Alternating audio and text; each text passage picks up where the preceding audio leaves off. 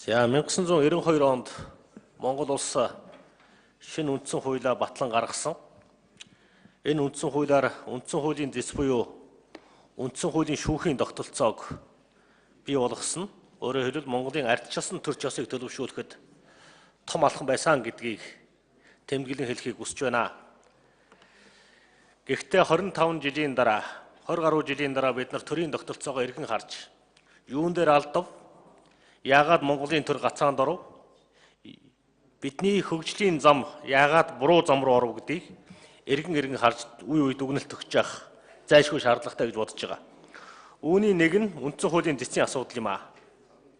Үндсэн хуулийн дэцийн гаргаж байгаа олон шийдвэрүүдийг бид эргэн хараад улсын хурлаас ажлын хэсэг томилж ер нь үндсэн хуулийн дэц хуулийнхаа хүрээнд үндсэн хуулийг хамгаалах чиглэлгээ гүйцэтгэж чадж байна уу гэдэг асуудлаар дүгнэлт гаргасан. Нэмдорж даргатай ажлын хэсгийн дүгнэлт бол маш тодорхой өгөөд довч ойлгомжтой байсан гэж би харж байгаа. Үндсэн хуулийн дэс ажиллаа хийж чадахгүй байна. Үндсэн хуулийн дэс хуулийн хүрээнд ажиллаж чадахгүй байна. Үндсэн хуулийн дэс авилгалд идэгдсэн байна гэж хараат бус биш байна гэсэн дүгнэлтийг нэмдорж даргатай ажлын хэсэг гаргасан учраас үндсэн хуулийн дэстэй холбогдох хууль эрх зүйн орчиг өөрчлөө гэж өнөөдөр улсын хурал дээр хэлэлцүүлэг явагдаж байна. Би ажлын хэсгийн саналтай санал нэг байгаагаа бас хэлхийг хүсэж байна. 2000 онд оруулсан дордуулсан 7 өөрчлөлтөөр үндсэн хуулийн дэцийн байр суурь ганхаж байсныг би мэднэ.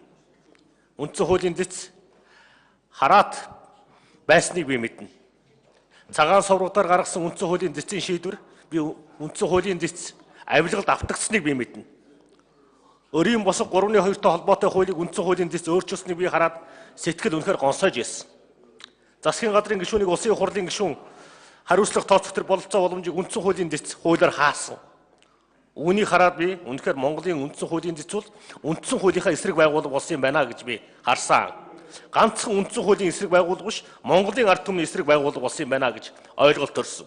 Тийм учраас үндсэн хуулийн дэцтэй холбоотой хууль эрх зүйн орчин өөрчлөө гэдэг саналыг бүрэн дүүрэн дэмжиж байгаа. Ялангуяа үндсэн хуулийн дэцийн шийдвэр гаргах процессыг илүү ил тод болгоё. Илүү нээлттэй болгоё.